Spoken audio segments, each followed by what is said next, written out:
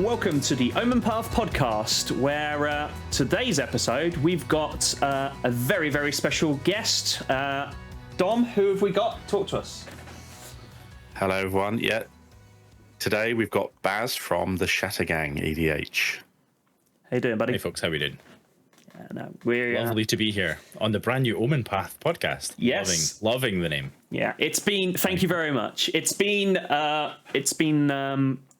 far too long in the mix. We should have definitely had you on earlier than this, but glad that you're on, and glad that you're on for the Omen Path as well, and glad you love it as well. We're liking it a lot as well. It's really, really good. Excited to be here. No, it's always nice. The name's always the hardest thing. It's true of picking it for bands. It's true of like everything. Honest. It's the hardest thing. But I respect what you did though. Just get going and then figure it out. Yeah. Honest. Yeah. It was. Had to. Yeah. We just a little bit behind the scenes with that actually. Before we start, we actually chatted before we started, and we were talking about this, and I think we both agreed. We're like, let's just roll, and then we'll figure that out, because we're going to have to do a lot of cutting of teeth of all sorts, from audio, from just general bits and bobs. Let's start putting something out there, and then we can start to improve, mold, and find our thing effectively. So, but yeah, we got there in the end, and absolutely love it. Although I'm still convinced, it hasn't happened yet, but I'm still convinced I'm going to go to sign into the podcast and be like, "Welcome to the yet to be named Magic the Gathering podcast." It's gonna happen. Yo, 100%, 100%. It's like that January 1st, like, it's still 2023. Yeah. Particularly when you, like, back in the day when you'd sign, like, when you'd hand over a check or something, they're like, nah, we can't take that. And you're like, yeah, that dead stare of, really? Come on. I think we're showing their age there, guys. Checks. What's a Checkbook. Yeah. I still get paid in checks from time to time, actually. Really? Yeah, even to this day, yeah. Very much so. I'm very careful who I take them off of, because they can be rubbery and they can bounce very high. Yeah, I've got a story about that, but I can't share that on the podcast. Maybe later. Excellent. So, Barry, today we're gonna talk about Commander Precons, but before we start, we want to talk about you, and we want to talk about the Shatter Gang, and we want to talk about the other guys. So tell us a little bit about yourself, who you are, what you produce, and where people can find you initially. Yeah, sure. God. Everywhere, I guess, is that you can find us literally everywhere. So yes, Baz from ShattergangEDH. We produce a weekly stream that's on Twitch and YouTube, and also YouTube Shorts now for some reason, because engagement. Sure. It's important to be on Shorts everywhere. Of course. But yeah, we as a group of friends, myself, my good friends Luke and Dean, started a Commander show about, in fact, 2 years ago, because we just celebrated our streamiversary, and Alex, you joined us for some fantastic games. I did. Appreciate that. That was really good fun. No, thank you for having me. And yeah, we just noticed that we always had a good time, and anyone that kind of came onto our kitchen table to play with us was always high banter, high energy. And it made complete sense to wait after lockdown. But you know what we should do? We should start streaming. And share our wonderful energy with the wider community, largely in part because we kept seeing people that weren't us. So not to say that I have an identity that's underrepresented, but more, there wasn't many like Scottish people doing it that were kind of on our radars. There are other Scottish creators, of course. Yeah, of course. But yeah, like even like if broaden it up more to like the UK is like there's some phenomenal creators, yourselves obviously included in that. But I just felt like there was so much space for more from like our side of the pond specifically, because we do have like there is a skew to like North American content, which is totally fine. It's where Magic was born. You know, it's going to flourish there. Sure. But yeah, so it was an excuse really just for some friends to connect with more people, and yeah, kind of share the good times. Yeah, if there's one thing I've definitely noticed since interacting with you guys, I've been on the stream a few times and all that sort of stuff, is your community is a very good, special community. You know, I know obviously we've sort of hung out just off streams as well. Obviously we've been, at Barca, Amsterdam, and even the Command Fest and things like that. But the thing that I always find amazing about you guys is your community around you and how they always pull together, even at these events, and they're so cool to hang out with. It is, we always we speak quite a bit on the pod about Magic is about, well, definitely for me as well, Magic is about the gathering. And as corny as it sounds, I truly believe that. And I do feel like there are lots of good communities, do not get me wrong, but I definitely feel like, say, your community is very welcoming, very open, and just really good laugh. Like, we always have a good laugh and a good crack whenever we all get together. It's just fantastic. Yeah, no, I appreciate you saying that. It's certainly something I feel as well. Like, we are completely by accident, quite frankly. We've just, I'm a firm believer of like good people find good people. And one of the kind of key objectives I had when we started is like, we're busy adults. We're not going to be able to saturate the market. We're not going to be able to saturate any streaming platforms with giving ourselves multiple days worth of streams every week. Yeah. Realistically, if we hope to grow and I don't know, achieve anything, not that we have any lofty goals, spoiler alert, we have to have good people around us. So, and that was why when it came to like the infancy of the idea, I really wanted to do it with my friends, because 100%. it is one thing to, and it's one of the things I love about our stream is that because there's three of us, there's always a space for someone else, which I think there's like, I'm sure there's something very profound in there that's completely accidental, but it is that whole, there's kind of like that comfort in numbers, like inviting someone to your table and inviting someone to like your community, maybe like starting to let away them a bit of a micromanager, but it's like the internet's a really weird place, and I'm of an age where the internet started as a beautiful thing, and I do think it is something very precious that's turned quite sour in a lot of ways, but if you put enough energy into a space, into a community, it can be something super cool. So that's kind of where I come from in terms of community building, because that's something I do outside of my real job and other things like that. So I brought that to Magic because it's the hobby becomes the community, and then it becomes something cool. So the credit absolutely goes to all the people in our community, quite frankly. They turn up every day, we chat, hang out, be pals, and then like you say, we go to events and we do the exact same thing. It's just honestly the best time. You mentioned Barcelona and Amsterdam. We spent most of the time actually just hanging out and chatting to people rather than actually playing Magic, which is quite strange, but also kind of wonderful. It's very weird. Me and Dom have spoke about this many a time. Like Barcelona was a prime example about it. We didn't play a single game on our first day, and bear in mind, you go to these conventions to do these things. It's not just, you don't go just to play, but primarily you are looking to play the game we love.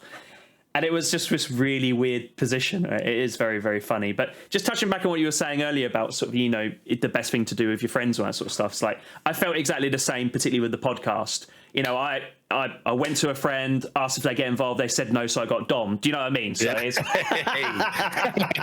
top of the bomb.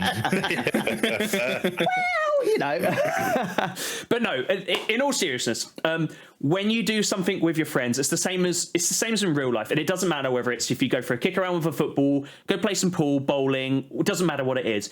You go do it with your friends. You're going to have a great time. And I've always felt personally, whenever I've dropped into the stream, and definitely whenever I've been, and even in real life when I've been with you guys, that friendship really shines through, and it is.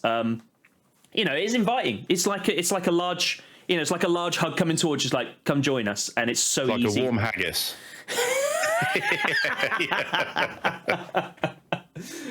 But not like a warm glass of iron brew, because that wouldn't be very good. Which I'll definitely be having, by the way, because I am going up to Scotland at the end of September. So I do love Scotland. I really do. Yeah, it's not the beverage of choice tonight, but no, neither is mine. But yes.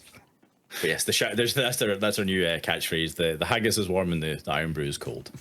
Yeah, love it. Absolutely love it. So, Shattergang, where did that name come from? Oh my god, I'm asking you all the questions. No. It's a perfectly fair one. Quite honestly, it was one of those classic, like, trying to find something that's on brand that isn't overly used. Yep. Because I'm still mad that Ristic Buddies was taken, quite frankly. Oh, I was so excited. It's like, we're gonna, like, Dean, we're going to call it this. It's going to be great. Oh, we've gone through that. Yeah. For sure. Every time it's like, what about this? I Google it and oh dear. Yeah. Yeah. Unfortunately, Dom does a lot more due diligence than I do, because I'm like, Dom, I've got it. I've got the name. And I've done a little bit of like light searching, but I've just been excited. I've just been, I'm like a Labrador with a tennis ball. And I'm like, Dom, this is it. This is what it's going to be. And he'd be like, nope, send me a link. And I'm like, no. It happened too many times. But it happens, and you know what? It's just the nature of the beast. Like, sometimes it's just you're the Shattergang, and sometimes you're ShattergangEDH. You know, it's that's what it is. But yeah, honestly, it was really just kind of getting into the lore a little bit, and Shattergang was always a card that was intriguing to me. Granted, it's not as powerful as it used to be. It was one of the boogeyman cards of the day, and it just happens the Shattergang are 3 brothers. Yeah. And, you know, it was like the more I kind of read into the lore, like they're on Ravnica. I was like, well, we kind of, our first like real set that we all played together was when Guilds of Ravnica and Allegiances. So I was like, it kind of fits, and it's kind of like it rolls off the tongue well, and yeah, and it just kind of there was nothing profound about it at all. So this will be the theme of any questions that you ask me. There's nothing profound.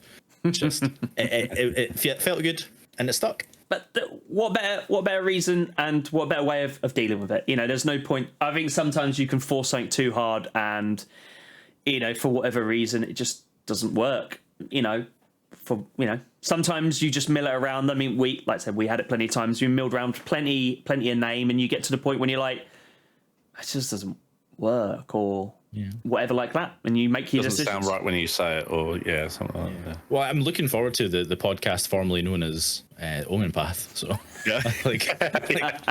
just like these things evolve, as you say. Maybe that's what I do. Maybe we rebrand every 9 to 12 months and just be done with it. Nice. Every set, just do it every set. When the story arc ends and they all get closed, all the portals get closed, we'll have to rename them. Yeah, that's a good point. That's a good point. That's a very good point indeed. So, what about? I know exactly what you're going to say here, but what about plans for the future? Where can you see Shattergang EDH going forward? What would you like to do? And also, I'll just strap onto that one as well. If you could have the one guest that you could invite on, who would that person be? Oh, jeez, oh. So I love a bit of low hanging fruit. So thank you for the kind of the easier end of the question at the start. Honestly, we're just kind of going with it. Like, we're all working professionals. None of us have any plans of dropping our day jobs, largely because of mortgages. Yep. But yeah, we're just we're growing naturally. Like you mentioned before about our community, I think a lot of what's special about what we do, if I can sound like I'm kind of tooting my own horn a little, is that we have a lovely community, and I don't think that persists in a situation where you go really fast and everything changes, and you're kind of chasing I don't know, aggressive targets. Sure. If I can corporate language it a little. So I don't know, and I think it fits well for us because I'm a little bit more familiar with like content creation and developing brands in digital spaces, and I don't want it to be the case where Dean and Luke feel like there isn't a way to kind of participate in all the rest. It's very much a kind of grow together sort of situation. That's the aim. As I said before, want to do it with my friends. Sure. But in terms of where we're gonna go, like as you might probably already know if you've tuned into the stream, and if you've been in, like we've been talking for 10 minutes and I just can't shut up. I really enjoy doing the in-person content, particularly like the interview style. Low-key, big fan of Alan from Mental Misplay. Yeah, his stuff is great. I can't get enough of his Vox Pop kind of hot mic stuff. Like, I found that I quite like doing that type of thing. And it's very easy to edit, which is very convenient versus like a three hour long in-person gameplay. God, yeah. Not least of all, and this isn't to throw shade at anyone, but I think it's fair to say Commander gameplay is very saturated particularly on YouTube and whatnot. So I'm not sure where we can stand apart in a kind of meaningful way to kind of well, we're lovely people and we have a lovely community, don't get me wrong, but that is true of lots of creators. Like I can name like 100 off the top of my head that I know are just fantastic people. So that's kind of where I'm at. Like as part of my day job, I do a lot of like talking and present a lot, and that's translating well into some of the content that we're doing, and we will be doing in Command Fest London when we're there at the end of the month, or in September, depending on when this podcast airs. Sure. Thank you. And then in terms of guests, I honestly don't know. Like so something that I really like about what we do is we have guests from kind of like all corners of the community. So we'll play with people that are like brand new to Magic, brand new to Commander, or we've been very fortunate we've been able to pull in some big names, and next month we're going to have some even bigger names, which I'm really excited about. But yeah, I don't know. I don't have a name I would pull out to say this is who I definitely covet to come on the stream. That's why I asked it, because it is one of those things like either people have got it or they don't. Do you know what I mean? Yeah. It's one of those things. It's very difficult. So the reason why I asked this question, actually, is interesting. You know, so Will Hall asked this of us, actually, and it was so on the spot. It was like, and you I'm know, not going to do the same and be able to say, oh yeah, here's all the contacts I can give you. It's like that. if there's a man that has, or anyone I know that has the contacts, it's Will, and he's just so generous with his time and contributions towards everything. It's an incredible guy. Hi, Will, by the way. Will Hall Experience for anyone that's asked, that doesn't know him. That's why I kind of like to ask it, and I thought to myself, you know, you'd be the perfect person to ask, because you're in that sphere, and you know, like you said, you guys are free and you are always looking for a fourth, and I thought that'd be interesting one. The problem is there's a lot of interesting people within the Magic Gathering community. It's a very, very difficult one. You know, now that I've had longer to think about it, I actually would quite like to play with CGEB. Of all the content creators that I watch regularly, I do watch his stuff every day, so I'd be really interested, particularly with like his Commander show, like the Worst Possible Commander with his friends. Yeah, I feel like we're trying to hit like a same vibe, so I feel like that would be like a good balance of personalities. Like I feel like that would be cool. But yeah, like I worked in hospitality for so long, so I know that if you get talking to people, you know, everyone's kind of got an interesting story. So you know, that's why I like just pulling anyone on. It's like, oh, I don't have a webcam. It's like, it's okay, we can figure it out. Come on, it'll be great fun, you know? Let's make a story. People are interesting. I work absolutely are. You know, I work with horses, but those horses have owners, and when you get speaking to these people, it's amazing the stories and the people you learn. And you tell someone, you'd be like, you what? Say that again, and they'll tell you something really outlandish, like, oh yeah, I work for such and such and blah blah blah, or whatever it was, and you'll be like, wow, like that's really interesting. And like most people in those sort of situations, they're like, nah, not really, it's just a job. And you're like, but you know, it's funny. You get all sorts. Certainly do. Absolutely. Certainly do. We're gonna have to get Luke and Dean on at some point as well. It's one thing that I was when I see you guys towards at Command Fest, I was definitely going to have a chat with them at some point as well, because I always feel like it's the same as with me a little bit, and I'm sure you're the same as this, Barry. Like, we do the pod, me and Dom do the pod together. I normally organise the guests to come on, but it's something that we enjoy doing together, and it's always that thing, I want to keep it together. So whereas sometimes, because I do a lot of this and I reach out to people, it can feel like you're the face of, but that's not how I want it to be. And I'm always saying to Dom, I'm sure he hates it, but I'm always like, what do you want to do? You know, can we do something differently? Is there something you don't like? I'm always after his input. You know, like a Labrador looking to his masters, like, what can I do to change things? But I believe in it being it's a co thing, and I'm sure you have that feeling with those guys as well. You want to make sure they're involved. Although like we're seeing from this, what are we, sort of 20 minutes in, and poor old Dom has barely said anything because I just yap.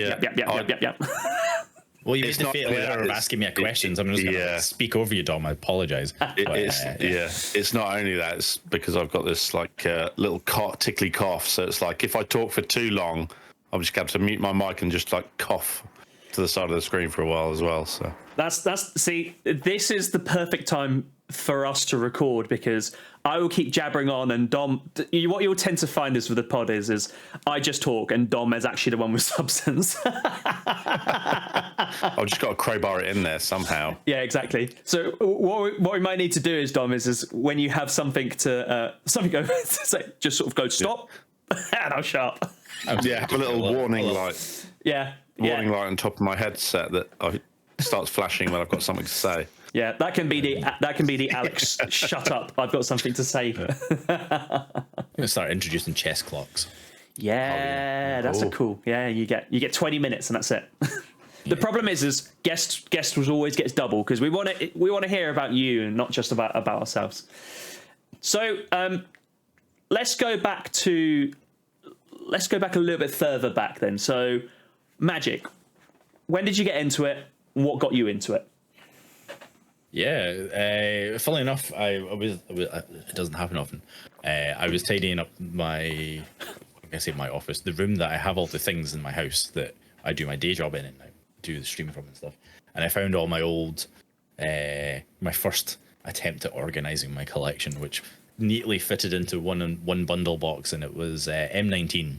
Oh, nice. Was the first sort of, so we, as a group, we all got the the Planeswalker constructed standard. Yeah. Planeswalker decks. Yeah. Planeswalker decks. Yep. I was on Vivian, so I was on green. I believe Luke was on Tezzeret. He was on blue. Can't remember Dean might have been on the Ajani deck. It's the first one I bought. So that was kind of like our entry into it, and then the usual thing that, at the time. It'll be interesting to see, like Tangent, how Foundations brings it for new players as well. Like we got the deck builder kits, and then we started like really enjoying it. I was like, we should go down to the local game store, like Friday Night Magic. That's a thing. So I think I was first into the footy and got a challenger deck. I believe it was the local Gary deck at the time. Yep. It was like Saplings theme. Yeah, it was great. Love it. But I kept getting absolutely spanked by Azorius Control. And it turns out I learned how to play Azorius Control and I was like, oh, this is me. I love it. But in terms of motivation, because so maybe one of the poignant things I will say when I'm here. So one of the reasons I started playing Magic was I was wrestling with the problem that many people have of making friends as an adult. Yeah. So I came into Magic as in my 30s, so it's like it's not as easy to go to the local game store that's got a quite, what I assumed at the time would be quite a young skew, and there is a little, but there's like our local game stores, amazing Highlander Games. Can't say enough good things about them. Beautiful community, good people, and you had all ages, absolutely all ages. People older than me, younger than me, everybody really willing to kind of like learn and teach and be really patient. So yeah, I just kind of snowballed after there. It's like, oh, this is great. What else can I do? Yep. And then really it was the first standard rotation hit. I was like, oh no, wait, I can't play any of these cards anymore. Okay, I'll endure. It's like, oh, it's just not the same. I was like, but I've got all these cards. Gonna have to start playing Commander. That's basically what happened to me. Yeah. It's a pretty common tale. But yeah, it was like we just couldn't reconcile having to pay so much for singles. I was just like, nah. I think Commander all the way. I think everyone always has a story of either a deck they built that rotated or a deck that they built that then had key cards banned or restricted from, and that is the kicker of. I'm going to use an umbrella term of competitive Magic, but yeah, we've all got a story about that, and it's always a harsh lesson to learn. Yeah, I think the harshest one being buying a playset of Teferi Hero of Dominaria for the top end price that they were during standard standard rotation they were in, and then shifting them for significantly less. Frustratingly, just before Pioneer started and became a thing. So that made me really sad. So I was like, I'm never going back to 60 card constructed ever again. See, it's funny because Hero of Dominaria, I mean, obviously, I started a little bit later than you, but Hero of Dominaria, I just picked them up because I love the card. And then obviously, like you said, when Pioneer started to be a thing, I was just like, well, I can't remember if I built a Azorius or an Esper control deck. And I was just like, well, Hero of Dominaria is pretty good. Like, I'll just build it around that. And, you know, you just, yeah, I need to build that again. I did love that deck. I really, really did. But it's... Yeah, I must admit, I am tempted to back it to play Pioneer simply because it covers a span of Magic that I really enjoyed. Yeah. And before I parted ways with Standard, I was an Esper control. Yep. And it's still my favorite wedge. It's still my favorite way to play Magic. So I've not abandoned it completely. It's just different, you know. Yeah. See, unfortunately, Dom, it sounds like you're surrounded by some control mages. Yet again, sometimes some people just they come to realise that there's only so much fun that can be had during a game of Magic, and you might as well have it all. Yeah. And your opponent gets none of it. Yeah, exactly. But the beautiful thing is, we'll always go to time, so you get the maximum amount of every Friday night Magic. Exactly. Yeah. Brilliant. You're welcome. Yeah. You're welcome. No time to eat your snack. No. God, no. Your first two games are full and glorious, and then the last one is racing because you've got a game apiece, and you're like, someone wants to win here. Yeah. Amazing. So, Dear idea. Yeah, well, what can we say here, Barry? What can we say? I mean, the whole snacking in between rounds hits home because I was used to. Yep. Friday Night Magic started at 6 p.m. sharp in our game store. Still does. But it meant I had literally 40 minutes to run from my offices in the city centre up to the game store and somehow be composed enough to play. So there was never dinner till like very late.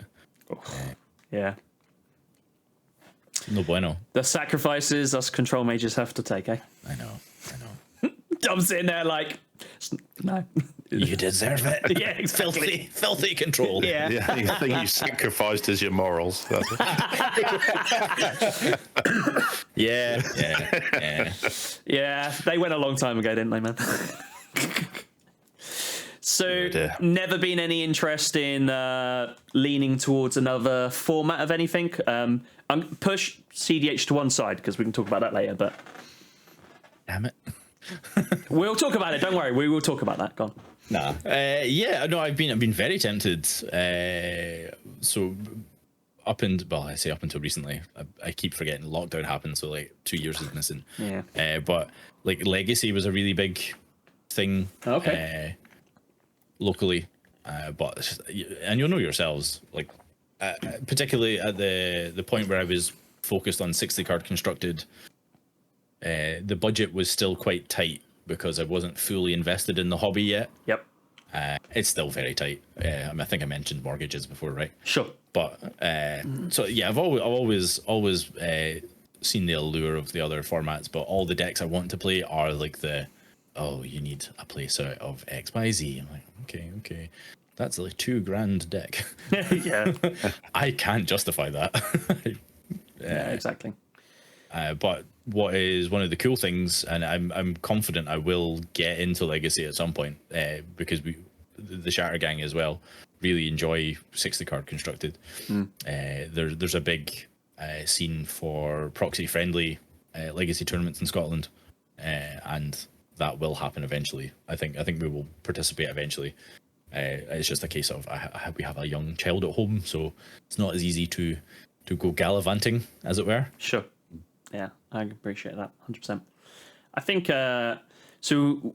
We still have it. I believe we have every other Thursday. I think it is swaps between Modern and they do Legacy nights up at RLGS, and they are actually they're very proxy friendly. And I think it's one of those things that like cEDH, and we will come on to that in a minute, but I just think that you make it more accessible to people, more people will play it. The more people play it, the bigger the scene, the better. And I think it's one of those things. I know why LGSs have to be very careful with proxies and that sort of stuff, and I get it, but I just think you help you grow a community like that, and I think it's a positive, not a negative, a lot of the time. I think having a way to try out a deck to see if you like it, if you're going to invest that much into it, is quite important. Because otherwise, without that, you might never build that community to begin with, right? Yeah. The last thing you want to do is to invest in whatever it is. Let's just say a modern deck, one of the top 3 modern metas for whatever reason, and then you start playing it and you go, yeah, I don't like this. I don't like ban the cards. Or they ban the cards. Yeah. But it is. Yeah. That'd be good. So that's always a nice position to be in with things like that. But okay, so what I'm hearing from that is get ready. We're going to be seeing some Shattergang legacy content. I mean, maybe who knows? Yeah, like certainly not against like the 1v1 formats as well. Like if there's a way to make it cool on stream, we'll certainly experiment with it. But Commander feels like home just now. Like it communicates well on stream, like because you do have like the banter of the talking game store. Whereas I feel like maybe speaking out of turn a little, but it's certainly been my experience when playing 1v1. It's like you're a little bit more dialed in. Yeah. So it's not as easy to like monitor chat, have a bit of banter. You're like, come on. Sometimes you go into the tank for 5 minutes, and I mean that happens on our stream anyway. Like Yeah, definitely. And also there is an inherent issue that unfortunately, whenever you put up content that isn't Commander, you see a significant dip. And I know it's one of those things as creators we shouldn't always be watching and looking out for, but you do, and you notice the dip, and you kind of go, oh. I spent a bit of time doing some Pioneer, some modern videos, and they done significantly worse than a random, I made a mistake and played a blasphemous act that got us all killed a video. And you're just a bit like, do you know what I mean? You're just a bit like, yeah. I mean, don't get me wrong. Like, it was good That's fun. Where you get those random clicks from is always that kind of video, right? Yeah, exactly. That's the thing. Something disastrous has happened. Oh, yeah. It's totally my fault. I killed everyone. I can't remember the name of the dragon, but it says whenever he's dealt damage, he deals that much damage to each everything. Yeah, each creature. Yeah, everything. I think it is everything, and it was just like, and I'm pretty sure I can't remember. Anyway, yep, it killed everyone because of the position we were in. It was just like, oh, I've ended the game accidentally. Oops. Yeah, that'll happen. Like, and sometimes that's good. Like, as like from an editor's point of view, it's like sometimes a short game's great. Oh, yeah, it is. Because I've had plenty of games I've edited, and I'm like, this was a 4-hour game. This is not fun to edit. It creates that memorable moment as well. You'll remember that more than any other kind of random game. Definitely. I actually think, and I personally believe this with Commander in general, but I actually think you want to be aiming for a game around an hour, if not sooner. I'm personally a massive believer in that. We've all been involved in 2-3 hour, if not longer games, and there is nothing worse than when you're 3 hours in and someone goes, I'm going to board wipe, and you're like, are you going to win? Well, no, but I just, there's lots of threats here and we need to get rid of it, and you're like, it was the only spell in my hand I could play, so I played it. Yeah. Awesome. Yeah. Awesome. I've said on the pod before, but I have a policy with that if I'm not going to win and you're at that sort of period of time, I just won't cast it. I sandbag stuff all the time. It's just it's something that comes up in conversation at our end quite often, as it would, because it's pertaining to like creating for entertaining people. So often when we're building decks and balancing pods, as you'll both be aware because you've joined us on stream, we do make a lot of effort to try and balance everything out. So there's, of all the things we can control, we try and make sure that there is some semblance of balance, which is impossible in EDH, obviously. Yeah. Unless you're taking off all the power level and just going full throttle at the top end of stuff. But that's a slippery slope. That one is. The problem is, and I've always thought this about Aegis, and this would be for another topic for another pod. But as soon as you take away that top echelon of power, the next level down is the top level of power, and it just cascades down and down and down and down, and it never stops. And that's, unfortunately, you see that a lot. Like, I think Modern is a great example about where you see that. But we recently had a chat with Emma Partlow, and we were talking about Pauper and how actually that kind of manages to avoid it a little bit, which is really nice and it's really refreshing. I don't know if you played much Pauper before, Baz? No, and it's actually, as soon as you mentioned it, I was like, we've done Pauper EDH, and that was honestly so much fun, especially from a brewing point of view as well. It's a really lovely palate cleanser, and it's actually really, really fun. I think being able to have any uncommon creature as your commander just opens up so many options, right? Absolutely, and the uncommons can do bananas stuff. Really, honestly, it's unreal. It kind of feels like draft in that sense, where it's like, well, the uncommons kind of like where it's at. Signpost cards are signposted for a reason. It's normally because they're pretty good, and you start building around that, you'll get natural synergy quite easily. So I could see myself playing Pauper. I have a Pauper EDH deck. And it's just a case of time to play it. It's very narrow. It's not as easy to guess to play specific like variants of EDH. Sure. But it's something we've dabbled with, and we will return to again. But Pauper itself has like 60 cards. No, I haven't played it, but I'm keen to because it just looks great fun. Yeah, it is. I think probably the best bet actually would probably be maybe at one of these command fests, something like that. Like I'm sure Emma would. She normally brings a few knocking around, and just playing some. So I sort of said this to her, and I didn't want to cause any offense, but actually she agreed. I actually think Pauper, to me personally, is like watching old Pro Tour footage. Okay. And it's because you always watch it and you're like, this is really powerful. It's good, but it's not it's very synergistic, but it's not power like we see in Modern or even Standard today, or definitely Pioneer. There's some old commons that wouldn't even be printed.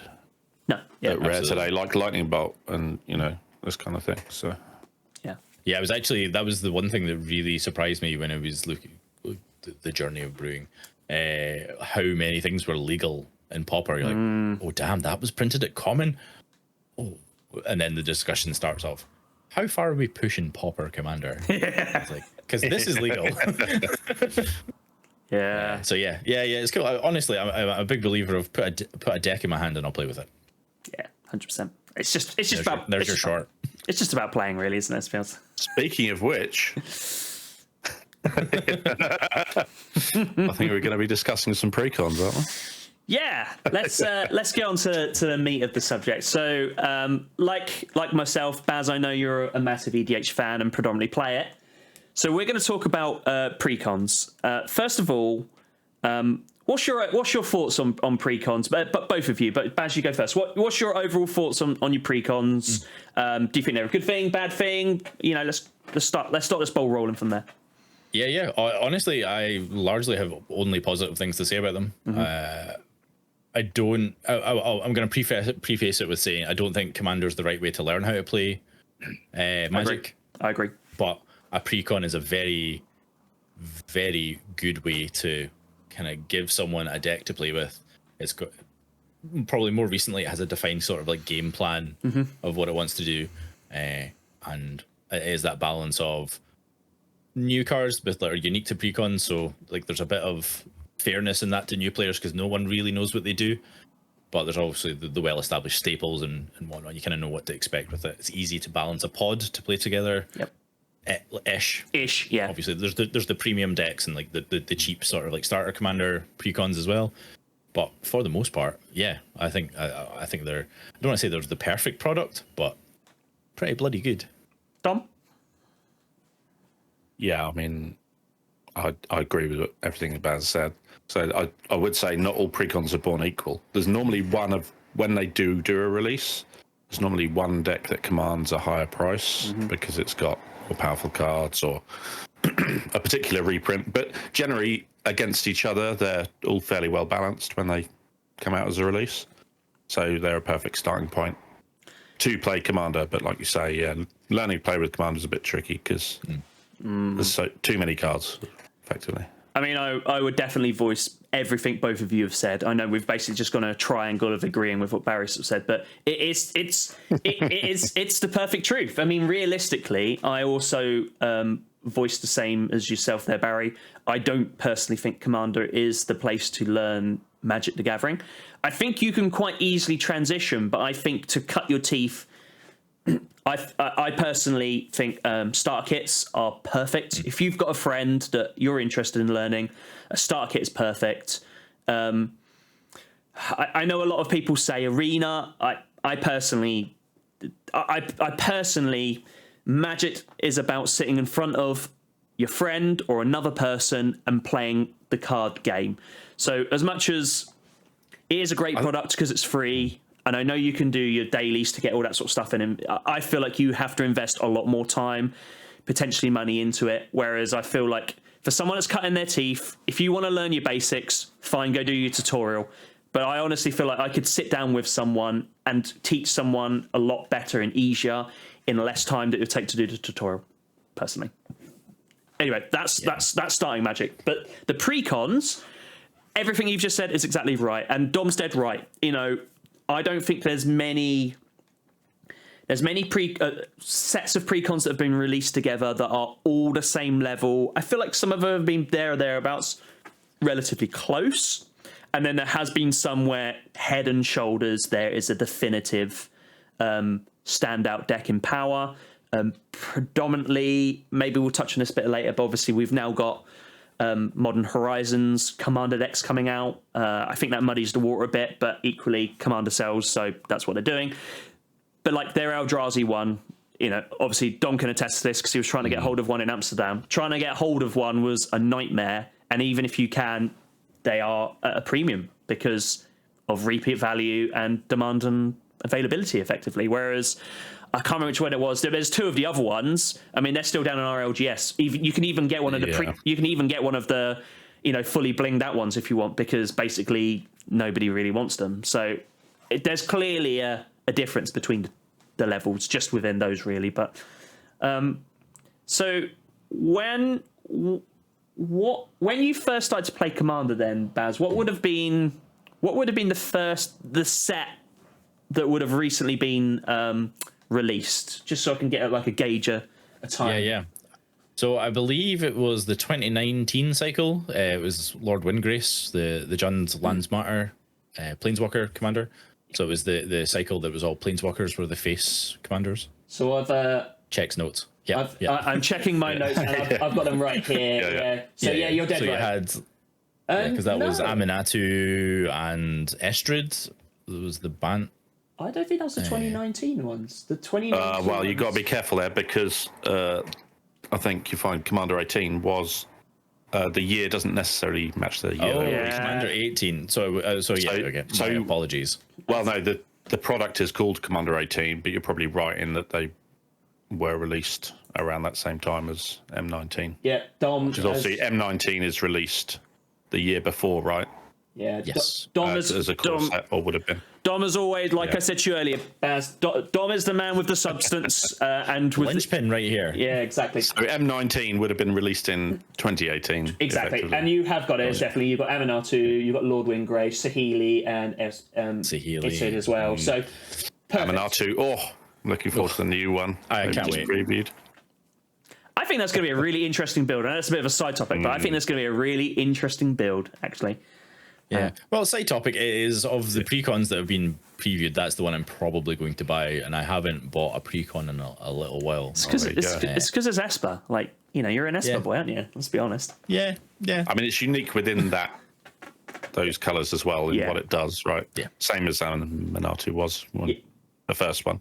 100%. But yeah, all these the Planeswalker commanders were really interested. Obviously, they've got normally Planeswalkers can't be a commander, but obviously these all have the rider on that they can be. Yeah, maybe your commander. And it's like, for me, I struggled because I was a bit too leaning into Voltron at the time, all the decks I was building. It's like whenever I played one of these Planeswalker commanders, I just kind of failed. Whereas shout out to Tom. He just managed to build them all brilliantly and slap everyone with them every game. So it's one of those things. I just can't not have a commander that can hit people. Fair. I've kind of got away with it. Some of the more recent Planeswalker commanders, like what's the one we with D?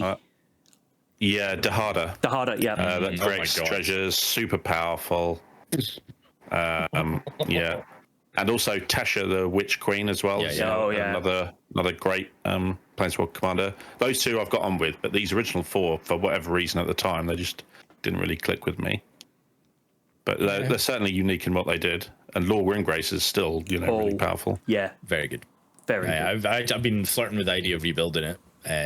Not necessarily feeling nostalgic, but I have like a lot of Jund cards that don't have a home right now. Mm-hmm. I don't have a Lands Matter deck.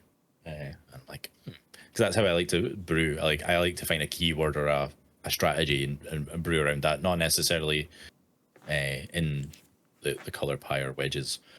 Although it does tend to be an Esper. I'm not going to lie. I'm not going to come on your podcast and lie. Sorry, lads. But yeah, I'm a firm believer of like you kind of just you have an affinity for certain strategies. Like I don't particularly like equipment or Voltron. I don't seem to be able to play it properly, quite frankly.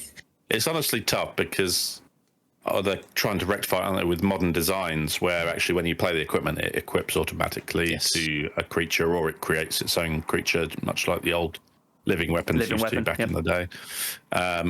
To try and get around the fact that it's like, whilst an aura goes to the graveyard after your creature's gone, right, the equipment sticks around, you can re-equip it. That's the main thing. But initially playing that equipment and then paying to equip it, a lot of people struggle with. You're basically, while you're doing that, someone else has just played a huge creature, and you're like, oh dear. So it's the interaction points that it creates as well. It's like there's a couple of points of priority that goes around where you're like, you can have you have your colossal hammer, whatever. Yeah, move to equip boots. Oh boy. In response. Yeah.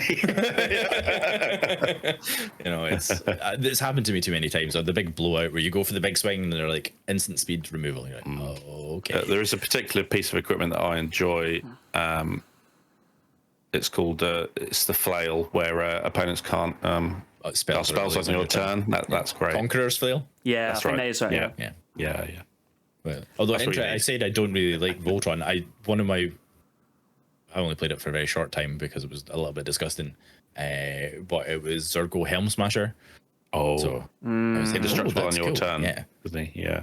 I really just wanted to play World Slayer. I found that was a card. I was like, oh my god, I need to build this deck. It's disgusting. And then people didn't enjoy it, and I was like, oh, okay, I understand why, and that's okay. But yes, of all of the, I know we're flirting with the discussion around cEDH, but I really want to build Godo. Godo seems so much fun. Godo's interested. There's a win con in a few of my equipment decks, just because you go get the helm right. It's like it's a classic. Isn't it? Yeah, it's a classic, isn't it? Let's be honest. It's a fair deck with Helm of the Host. I can't tutor for Godo. I have to naturally draw it. Yeah. It's just one of those classic win cons in red, right? It's great. It's just I've had it described to me as like it's like the drummer of EDH. It's like you just have to count to 13. You just have to get to 13 mana. Yeah, pretty much. Yeah. So did you? So you obviously picked up this original Amanatu commander deck, did you? Windgrace. Yeah. Oh, Windgrace. Yeah. So but bought it in my local game store, and it was really just to get playing Commander. Like Sundays is Commander at the local game store. I just really wanted to participate. I didn't know enough about the format to brew something. Still very new to the game. Yep. So I was like, you know what? I had great success with the Challenger deck. I actually feel like Precons are like akin to Challenger decks, especially now when they're a little bit more defined and focused on what the deck actually does. So that's kind of where they are in my headspace. But it was like get into the game, start playing, and then just like before, upgrade it as I could as I learned more about the format, more about what cards are good in Jund. Turns out there's loads. Land's really important, really powerful. Still really powerful in Magic. Yeah, certainly is. I think that's the one thing. I think I think most Commander players have had a bit of a flirt with whether it be landfall or you know, sacrifice land and bring it back, or you know, like you win grace or whatever, that type of stuff. And I think it's very it's very quick to learn how powerful it can be. It's definitely quite a powerful. I wouldn't say it's over push, but it's definitely powerful. But equally, this comes back to something I talk about quite a bit. I do think that people need to be running more permanent / land destruction, and I'm not saying everyone needs to whack Armageddon in the deck, but you know, simple things like Demolition Field, Field of Ruin, or even Generous Gift, like gives you the option. And the problem is the examples we were using is when we were talking about bans was you've got things like Gaia's Cradle, and that is such an advantage. The problem is a lot of people shy away from it because people don't like their lands being destroyed for obvious reasons, but it's an important part of the game, particularly in Commander, and I do think it's something that there needs to be at least one, if not two bits to deal with that type of stuff, because look, I've been guilty of this. My Gaia's Cradle goes down, and the advantage it can give you, particularly in creatures, is just like amazing. You know, when you're tapping for 5 to 15 forests, you're away to the races. You know, you're paying your big payoffs or your big X spells. You know, your Hydras, anything like that. Like, the advantage is incredible. And actually, when that type of stuff goes down, people do need to go after it. And you know, if people get salty for it, well, that's up to you, my dude. Like, if you play powerful cards like that, people are gonna go for it, and quite rightly so. Yeah, there's definitely honestly completely agree. Largely as someone that knows how to abuse things that you can do with lands. Yeah, exactly. Like, I had a hard lock on my mono white deck where it's you animate one of the shapeshifter lands. It's the snow lands. And then there's the triple pip book. Yeah, it's the Book of Exalted. Book of Exalted. Thank you. Yeah. I love that one. So your opponents can't win the game and you can't lose the game. You're like, well, it's something that's on my land. I can't destroy the land. It's not an aura that's enchanted to the land.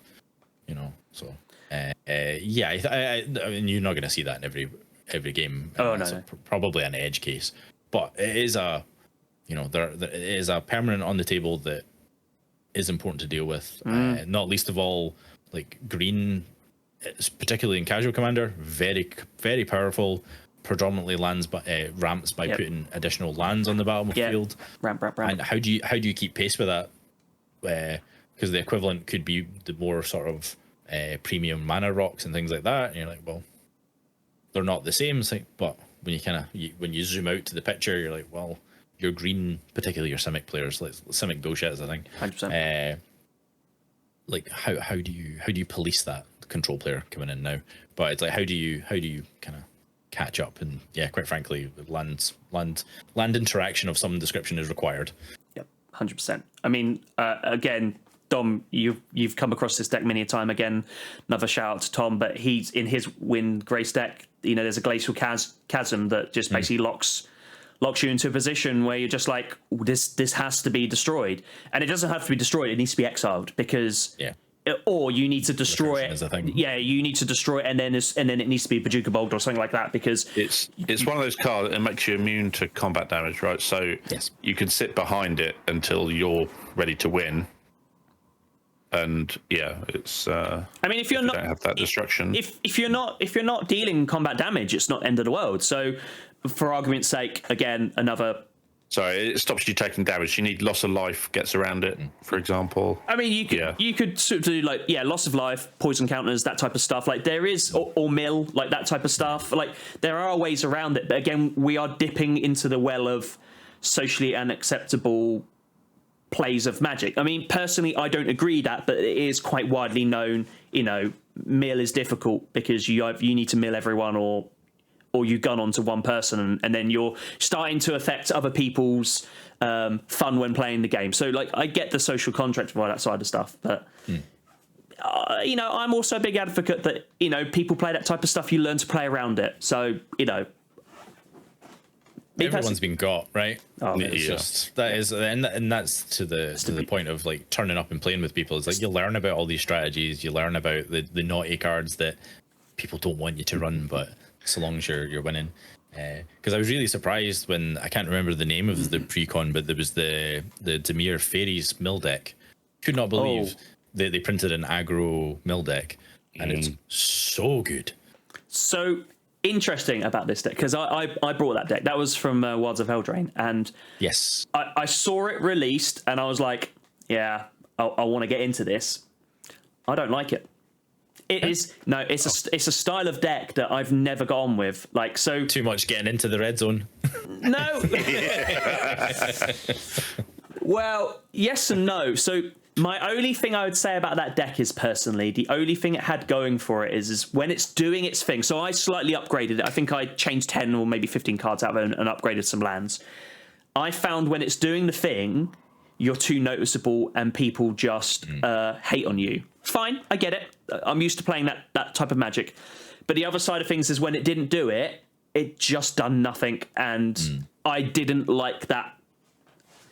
I can always understand, look, we all go into Commander and sometimes the deck does the thing when you don't expect it to, and sometimes it doesn't do the thing. And we've all been in games when you're like, yep, this is fun. I'm watching people play Commander while I'm top decking cards I can't play because I've got no lands, or, that's my classic or whatever. But do you know what I mean? It's one of those sort of things. So it never really kind of sat with me too well. And maybe I need to just dance around with it a little bit differently, because I really like the idea of it. When I first saw that deck spoiled, I was like, yeah, I really like the idea of this, but the playing of it is just a bit different. Whereas, say, I brought the dog meat deck from a Fallout, and I've brought it because I don't play, I'm going to put everything on one creature and I'm going to swing on in there. And the reason why I've never really played it is because exactly what we were talking about earlier. It's great. Oh, I'm now going to swing at you. Or in response, I'm going to Path to Exile it, or I'm going to do this, I'm going to do that. And it's so much resources into one thing that can be so very vulnerable. So I wanted to play it in a different way, which was, it's slim and it's streamlined. It's going to do the same thing every single time, but I'm going to protect the living hell out of it, or that's what I'm going to try and do. That's actually then turned, because that's now turned into my pet deck as well. So, it's going to be one of those things I'm going to... Unintended? Well, No, it's intended. it's fully intended. It's now stuck. It's now got stuck. an altar of his actual dog as well. Yeah. Oh, lovely. Yeah. So the dog meat dog deck is very, very potent. Like, it's explosive. It's really fast out the yeah. My thing is with it is, thank you. I want the kennel. Out the kennel. Out the gate, I guess, still the same with a dog rushing around. But Of course it is. I mean, my thing. Sorry, just the thing is, what I wanted to do is I didn't want it to be auras and enchantments and artifacts. I want it to lean down one. So I've ended up going for artifacts, but it's a first build. I think I'm going to upgrade it a little bit more. But it is. It can be very explosive. Very explosive. I do really like it, actually. Dog meat gets around that kind of weakness because every time you play him, you can get something back. So if someone blows up your favorite equipment, right, the next time you bring him back. I also like that he creates junk tokens as well, so you've got a bit of card draw to a certain degree, because that the one thing that I find kills nothing more than having a commander is when you have no clear draw engine, or if your draw engine is your classic heuristic studies, that sort of stuff, because people just hate it. So all of a sudden you're like, okay, I'm lucky if my Esper Sentinel will last because people want to kill it, my heuristic studies because people want to destroy it, or whatever it may be. I like a subtle draw engine, and I think those junk tokens are really good, actually. I really, really like it. And it also pays off for attacking. So in an aggressive deck, that's what you need to do. You need to turn sideways. And yes, it's frustrating as all hell when someone's like, yeah, I'm going to chump it with my Death Toucher. And you're like, this really sucks, but I need this card. I also then need the trigger to put it back into my command zone so I can play it to put stuff into your graveyard and you rinse and repeat. The only thing I would say about it is it's not a very, in my opinion, it's not a very graveyardy colours. So you end up pulling away from the natural graveyard side of things, whereas... But also, that's also makes an interesting build, and that's what I love. I love an interesting build, but it's all good, isn't it? No, I'm a big fan. It seems to be something that's becoming more apparent in like the modern cycle of precons, modern as in the in recent years, The newer one, yeah. where they're encouraging combat, because what I find a lot is, particularly in older precons, everything gets really kludgy. Everybody's got loads of things, and you're like, there's no good attacks. Like, Even like someone having has to board wipe, and it's like, nah. some of these, they don't really have a win condition. Yeah. Right. It's like the win condition the in board. precons like create 13 tapped zombies. Yeah. Board gets wiped. Okay, I'll flash it back. Create 13 more tapped zombies. Board gets wiped. Oh, I can't actually win anymore. I mean, that's it's a big thing, that is, isn't it? And, and I think sometimes that can lead to these scenarios that we were talking about earlier, which is you're then looking at your 1 to 3 hour games. I think goad is a huge aspect of that as well. Yeah. That actually forcing people to attack as well just speeds up the game. You know, even incidental little chips here and there actually bring the game to a conclusion a lot faster than it used to anyway. Anything that can get us away from the random rolling of dice to see who to attack. Big fan. Yeah. I never really like that, because the problem is it's supposed to be one of those, it's a fairness thing, but actually what I find inevitably ends up happening is you don't attack the person that actually needs to be attacked. Now look, I'm not the best at threat assessment. I hold my hands up to that. You don't have to be when you are the threat. Well, I would say with Voltron especially, there is a set order that you should kill your opponents in, and quite a while ago I got a deck tech done. I can't remember the name of the user that did it, but they gave me a list of who should attack in with Voltron. So if you're equipment Voltron, you kill the blue and red players first. Yep. Because you're vulnerable to interrupt what you're doing. They can wrath all your artifacts quite easily, bounce everything. So if you don't know, look at the color of their commander, and then that will allow you to make that decision. And then, sometimes obviously it's going to be possible you might not have a good attack or anything like that. But in general, there is a kind of a way you should be attacking your opponent if you're in a Voltron, depending whether your auras or equipment, etc. So. Yeah, that's even that chip damage always adds up, and I've played many a game where that attack with the Llanowar elf would have made the difference. Just do it. Just get the game going. No one, like, it's a bit of a meme, whereas we get fake upset. It's like, why are you attacking me? It's like, the game has to end. Come on, like, you're at 40. Just take one. Yeah, just a tickle. Yeah, just exactly. Just a tickle. It's just a poke. So I do want to talk about the more modern ones, but I just want to go back to some of the older ones.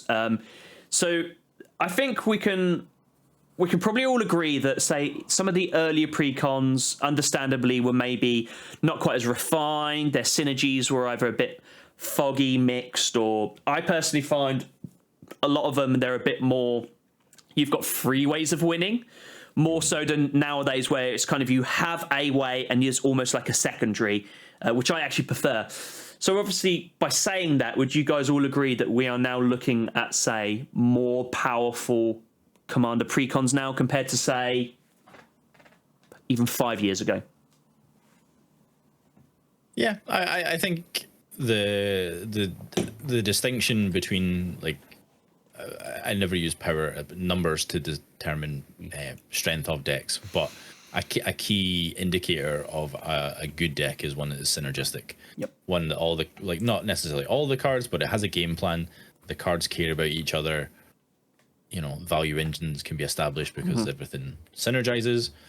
So by the nature of them being more focused, yes, I would absolutely say they are more powerful in that regard.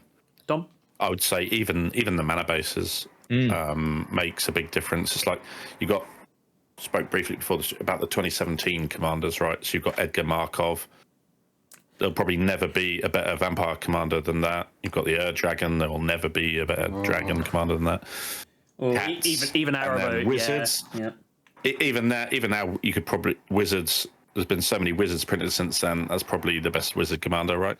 But whilst those commanders are really, really powerful, if you ran one of these out of the box against a modern precon, you'd probably end up losing, because even these were kind of split in their themes, and all the lands were tap lands, right? So you'd never, you're off to such a slow start. Whereas actually, some of these more modern ones, they're just really good, and especially the 2 or 3 color ones. The lands are a lot better.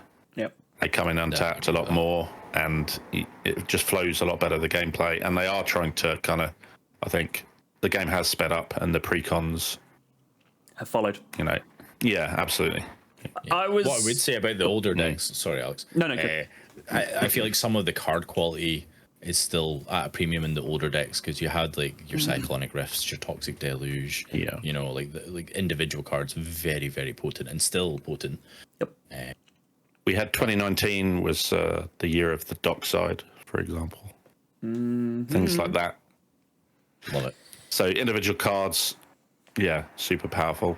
But even now you've got stuff like Black Market Connections, things like that. They're still printing really powerful cards, and it's maybe for another pod. But it's obviously there's a lot of cards that designed specifically for Commander.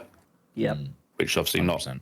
not how Commander was originally designed, but obviously that fact has sped up the format considerably. The popularity is definitely stuff like Jeska's Will, for example. Yeah. Oh, I thought you meant Arcane Signet. Arcane Signet, a great one. Designed I was being flippant, but it is a very, very designed for brawl decks, famously, but instant staple, right? Oh, 100%. Unless you're in colorless, then it's one of the best cards in your deck. If there's 2 cards that's normally an auto include probably in all my decks, it's a Soul Ring and it's normally an Arcane Signet. Unless it's like a monocolored, then I might not. But to be honest, if it's 2 or more, there's always an Arcane Signet because it's just phenomenal. Like 2 mana rocks outside of green, you just throw them in there. 100%. Yeah, 100%. You have to have a very good reason not to. Yeah, exactly. It has to be going against your game plan effectively, doesn't it? And even if it's not in your game plan, say like I've been tinkering around with building an Emery deck. It's artifacts, so it's going to go in there. Even though it's mono-coloured, it's artifacts, so it's going to be one of those things. If you don't know, Emery's fantastic. Oh, I love Emery. Yeah. So the Puddle Lady is very good. I built an Emery sort of like I would say it was a soft cEDH deck. And and I say soft because how do you build Emery soft? Is there 0 artifacts in the deck? What it was is it wasn't going straight for those really over the top artifact wins. It was what I wanted to do is I actually, and it's the same as with this one as well. I've purposely leaned away from the classic. So what I actually want to do is I want to win with build artifacts, Thopters, constructs, and then give them evasion. That's kind of how I've tried to build this because cool. What I'm trying to avoid is building horrifically powered decks where you turn up, and I'll give you a great example about this. I sat down at ILGS a couple of weeks ago and I wanted to play a Nadu deck I built. And as soon as I put that down on the table, one of the guys sat across from me and was just like, nope. He said, I don't have a power level that's high enough for this. And I was like, it's not that type of Nadu deck. And it's like, nope, it's Nadu. It's gonna be high level. And I was just like, it's like Urza. It's like, well, yeah. And I think that's the ultimate thing. So I'm trying to. I mean, you guys know I love playing with power, and I'm trying to lean away from it because what I'm finding is I'm building these decks, and I'm probably only playing at 1 out of 6 games because either people. I personally will play against anything, and I have no issues if someone wants to bring to me, oh yeah, I've got my land destruction deck, or I've got my stacks deck, or whatever like that. I'll play against anything. I don't have an issue with it. I don't think there's ever been a time, or I like to think there's not a time when I've stopped someone from playing the deck they want to. But I'm also very aware that other people don't always want to do that. So that's fine. So that's kind of why I've decided with Emery to, yes, it's still going to be artifacts, and yes, it's still an Emery deck. But I want to try and lean more towards creating artifacts and leaning into that artifacts era more so than I'm just gonna I'm gonna untap everything constantly, I'm gonna do this, I'm just gonna build this point that it doesn't matter if it guy's gonna come back from my graveyard, it's gonna be AB. Do you know what I mean? That's kind of how I'm trying to just put a bit of a flavor on the deck more so than the classic. Do you know what I mean? Yeah, but you can hang a bit of an irregular strategy on a good commander. Yeah, that's often what's needed to kind of hold a pile of jank together. Whereas, doesn't sound like you're building jank, but no. Don't get me wrong. It's definitely not jank. But equally, if you was to put I also sometimes find if you put high synergy into very low-powered commanders, you play a very different commander game. That either does it or it doesn't. It could be, and that's for me where that fairy deck fell into. It fell into that category that it either does it or it doesn't.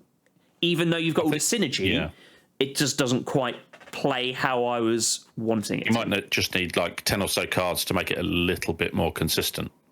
It's like the main thing is obviously is what some of these more modern precons do is that they're a little more consistent in what they do, like you say, because it's just a singular theme. Yep. It's just a lot more consistent. Yep. But in terms of your Emery deck, it's like you might find it's like you can say, oh, it's not that Emery, but everyone will still attack and kill you. Unfortunately, it's the same. It's the same with the Kenrith. Your commander, right? It's the same as a Kenrith deck, and it's the same as an Urza deck, and it's the same as with all of that ilk of type of commander. You know, it's a bit like what's the you'll know this, Baz, the is it Duretti, the bird commander you see quite a bit in cEDH? I think it's Duretti. Derevi, yeah. It's like, so I've sat down with someone who played one of those decks and he's like, it's not that deck, and I'm like, it's still Derevi.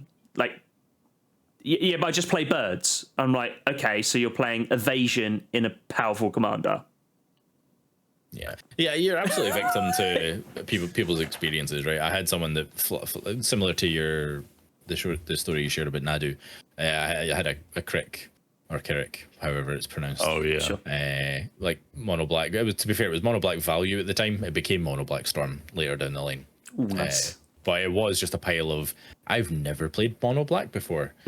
Here is all the mono black staples of the format that predominantly have black pips. And it was great because turns out if you can pay life for spells, you can do absurd things. But yes, but everyone sees it and goes, oh, I remember that one game I had, and you know, Joyra, the Weatherlight, the Cheerios commander that cared about historics. Yep. Oh yeah. Like Paradox Engine, you know, the whole RIP. Yeah, definitely. It's just you if you played that deck, you never forget it. Like it's a core memory at some point. So I had that same problem with the Zur, the Enchanter. Zur is absolutely egregious. Yeah. It's funny. Horrible. It's funny because that used to be a staple of cEDH, whereas actually, I know, like yourself, you like cEDH and you like to play, and we will talk about it. I promise you, Baz. Yeah, I promise you, we will. But Zur was one of the boogeymen of the format, and it's funny. Whereas actually, you very rarely see it now. Or I haven't. I haven't seen one in a long time. I'm sure there's someone out there that would be like, "Hey, I play Zur Enchanter, blah blah blah." But I mean, I built a Zur Enchanter deck and I loved it. It was probably one of my first dipping my toe into cEDH deck, and I thoroughly loved it. So that is how and I'm not shoehorning in the conversation, but that is how I got into cEDH, because I had my Esper Zur deck was the kind of the arms race deck. That's where all the toys went into, and upgrade. I was like, oh, okay, now I can't play this anymore because it's not fair to play it in a pod where people just don't have the tools to deal with it. Yeah, exactly. But yes, interestingly, and not to plug Ursuf, Islaine of the Possibility Storm, he main decks the Zur, largely because Necrodominance got printed. Yeah. So there's two versions of Necropotence, so it's good. Yeah, it's good. I think we'll probably see a little bit more of that, which is always interesting. In terms of arms races, I think this is the first year where every standard set will have been printed with 4 commander decks alongside it. If I've done my research correctly. We also had 4 additionals from Modern Horizons 3 and 4 Fallout commander decks as well. So we're setting records for the amount of precons that are getting printed. So there's a lot, I think, in terms of play styles, everything's been represented. There's been some really powerful ones. But having 4 with every set is an interesting one, because historically we've had a couple of sets a year where you only get 2 with them, whereas now it looks like that's going to be what's going to be happening moving forward. I feel like we all know the reason 4 with every set. So I feel like we all know that reason, and you can't blame them. Commander's hot, Commander sells, and they're probably more likely to. at this moment in time, it definitely feels like they're primary printing towards Commander. So if it's selling and it's interested and people like it, why move away from it? I suppose, is it?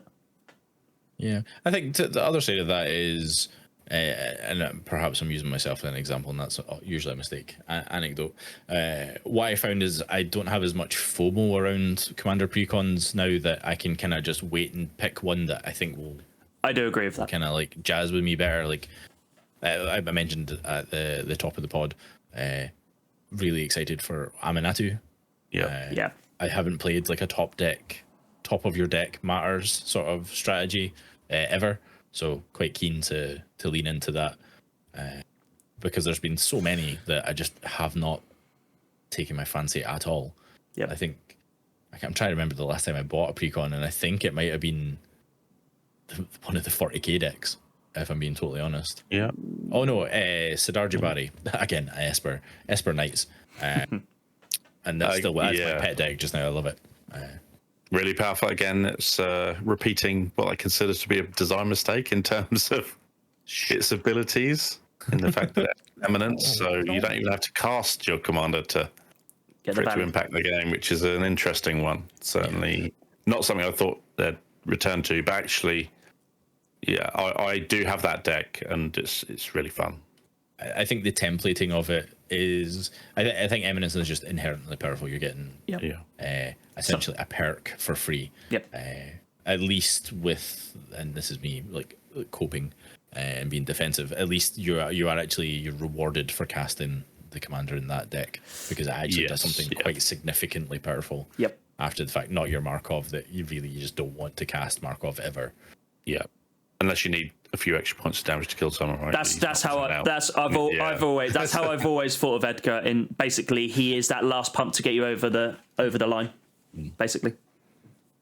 Because otherwise, he does everything he needs to do while he's in there. Yeah, I mean, it might just be that. Obviously, I'm surprised it hasn't happened sooner, that we're getting 4 with every set. If I'm honest, before now. Well, it might just have been design capacity or printing capacity. You've got to remember that they're currently on 2-year design rotations at the minute. So when they make this type of decision, you then see the products 2 years down the line. So the one thing I do just want to kind of steer onto, because it brings nicely onto something Barry mentioned earlier, is the universes beyond precons. So Warhammer 40k, which is the one that you mentioned. Which one did you say you got one of them? Yeah, I went for the Grixis Abaddon, the Despoiler. Oh yes, Chaos. So I actually think that those were quite possibly one of the best products, Commander Precon products that they've released. I know there's going to be nostalgia attached to this, but I'm going to push that to one side, because actually I think the main things that I really love about it is the artwork is just spot on, the cards are spot on, the flavor text is spot on. I think the only way they could have improved it is if the land base was a little bit better. But I think we are now at a point where you could argue that almost about any precon, but there has to be a step, because at the minute, then let's be honest, they're not probably ever going to put fetches or shocks in them, or I don't know. You don't even need. It's not like really. The Battle Bond lands. All you really need, you could, if you had, it's like they actually reprinted one in the Lord of the Rings Elven deck. Yeah, they did. Which is a first, and just maybe just one of them in every deck would be great. I think so. Yeah, there's no good reason not to. Or honestly, all of them in the colours of the deck would be better. Yeah, no, I'm living in dream world there, but one would be nice. Yeah. But I think it's Shockland in the Brawl decks. It's really tough, because you've got the Commander obviously spans in terms of eligible cards across the whole existence of the game, and there's some cards that just will not be reprinted. Yeah, and largely because the reprints tend to come in like standard sets. And there's just some cards you can't put in standard, although nowadays I don't know, it's a bit wild. So Commander Precons, perfect place to put them. And it's often the customers that probably want them more than other players too. Yeah, so, I don't know. Yeah, It's the first thing I upgrade in every deck. If I buy a precon, it's usually the lands. I'm exactly the same. I think the bonus sheets they've started putting in some of these standard sets are a great place for those reprints as well. 100%. And like master sets. Yep. Obviously, we've had a couple of Commanders Masters sets now, so with any luck, we'll get another one. That's obviously that's a huge place. But then even then, they miss some obvious reprints, obviously. And then we always get Commander Horizons. Oh yeah. yeah. Rotation is coming to come. Sorry, internet, don't hate me. I'm just messing. Nah, that's okay. But what the 40k decks, the thing that I liked about them the most, and I thought about it immediately when you were talking about how Dom, there's always one deck that kind of stands out. I actually feel it. Well, the Necron deck's the best. Let's not lie. But I felt like as a product of 4 decks, they work great. They play together fantastic. Yeah. And I've never had a bad time playing them. I think that I wish I had bought all of them to keep them, because I still have the precon I did buy. I'm not going to change it. I'm going to keep it as a precon. In fact, I've got all 4. Yeah, I did get all 4 for this just because it's 40k, and I've just kept them as they are. So it's my biggest gripe, because I'm a fan of the franchise, was just that there was like orcs weren't represented. Oh yeah, we discussed this on previous podcasts. I know. I'm trying to keep it very, and I like the podcast when you did it, but that is my biggest gripe of them. Like there wasn't enough, and I think that's we are with you as well. More of a compliment of the set is like I wanted more of it. Yeah, 100%. I think we've just got to hope that they'll expand the license and we'll get some more of these, and maybe even a full set. It's got to be the way, especially with obviously you got the Fallout stuff that kind of semi-tied in with the TV show. I'm disappointed we didn't get cards from the characters from the TV show. Yeah. Was I think a miss, certainly from one of the secret layers maybe. Yep. But okay. Obviously Amazon are going to be doing this Warhammer, hopefully, fingers crossed, they'll be doing this Warhammer 40,000 thing with Henry Cavill at the head of it, and then maybe that'll be the time that we start to see these crossovers again. Maybe, potentially. So, but don't take out too much limelight of Marvel when that set drops. Like that's going to be huge, right? Yeah.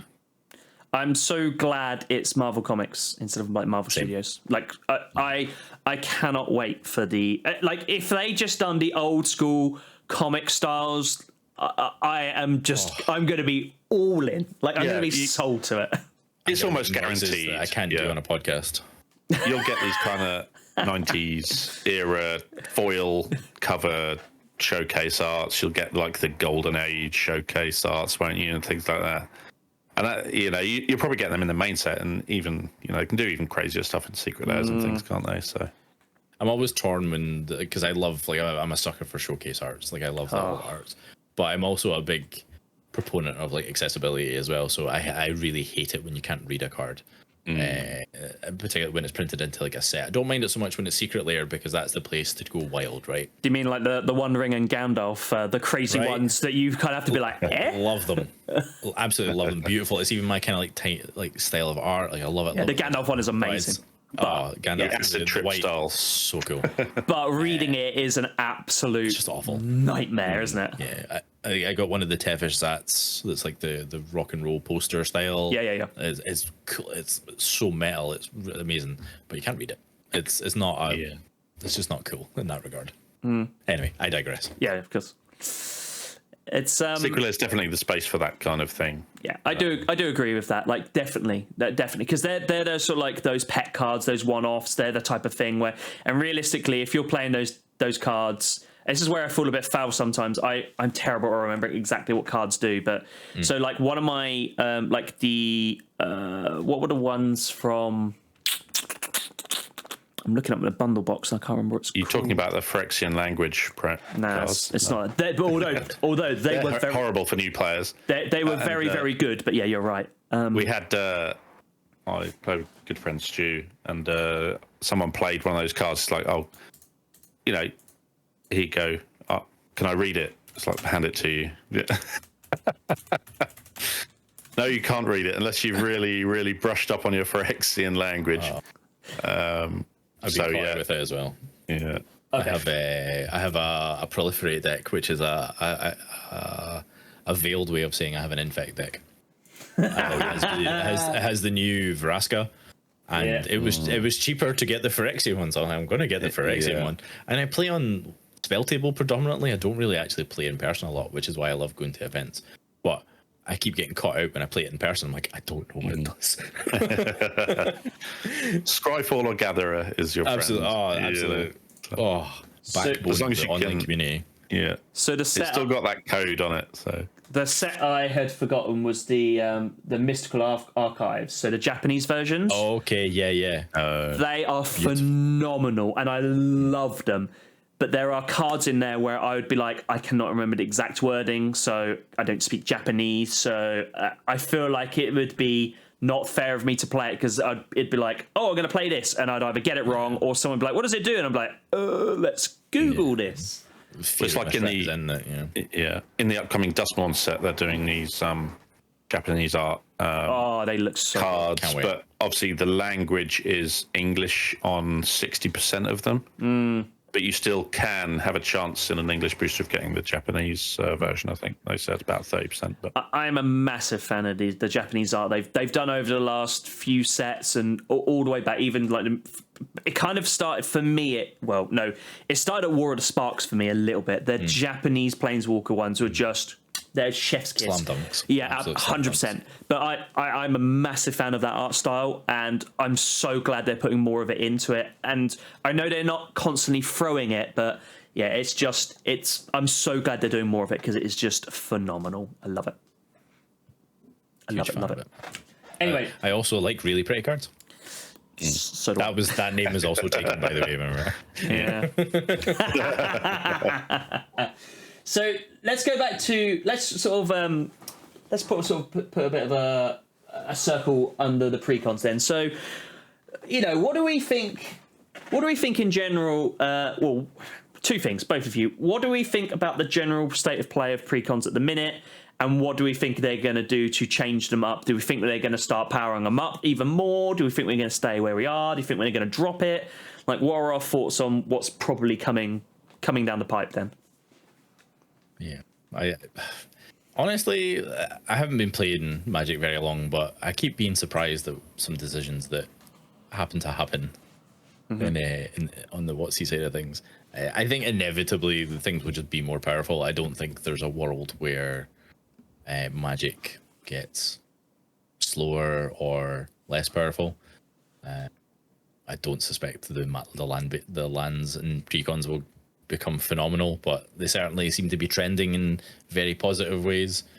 I think they kind of slipped up recently, like Dockside's a thing. I think that's a big blemish on the construction of the precons. We haven't really seen I don't want to say a mistake, because Dockside's excellent. I love it. So hold on, I'm just going to step in there. So what about the free cast ones when your commander's out? So what about those? What about those type of cards then? What do you think about those in a precon? Yeah, good. I think they are specifically kind of like the flares, not so much your pacts and things like that. No, not your pacts. So deflecting SWAT. Yeah, they're the ones. Of course. Look, my God. Yeah, Courier. Cycle, right. Yeah. I don't know. I think it's fine. But it was an example of some of them were so much better than others. Like a free counterspell is not the same as a free fog. A free redirect is not the same as making your creatures indestructible for free. It's. But is there a question to be asked as like, does green need any more aggressive ramping, or does it need free ramp? Does it need anything else in that respects? No, and that's why their flare was sorcery speed. Yeah. And all the rest of them were instant. Yeah. No, you could have a free fight spell. Yeah. Would be an interesting one. Maybe that's the next thing. Maybe the next thing they start doing is like dual coloured freebie ones, so you can have Gruul, Azorius, or whatever, like the Orzhov ones. That's an interesting one. I haven't considered that. Yeah, Gavin Verhey, you know what I heard first? I think it'd be cool. I'm a big fan of when you have, like, I really liked the guilds, and I like the idea of the guilds. I like the way they pieced them together. I mean, I love Azorius, you know, we all know that. But I really like the structure of it, because when you play monocolor, sometimes you can just be a bit ring fenced into one way. Whereas when you play with other colors, it opens the ballpark up so much more. When you start doing free, there's almost a bit too much, but I actually really like the idea of that. And there's plenty of examples where they're doing dual-coloured commanders in precons, and I wonder if that's a design space they may consider. You know, so you could get an Orzhov one that would be maybe leaning towards like a Death and Taxes type freebie effect, or a Gruul one where you could have a fight effect, or a Demir that maybe mill.